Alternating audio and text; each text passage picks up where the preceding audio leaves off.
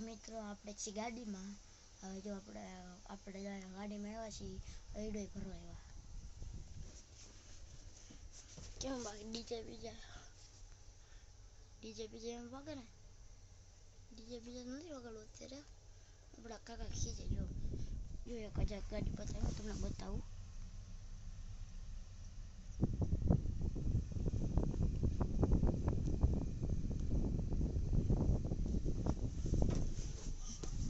જો સામે ભરાય છે, જોઈ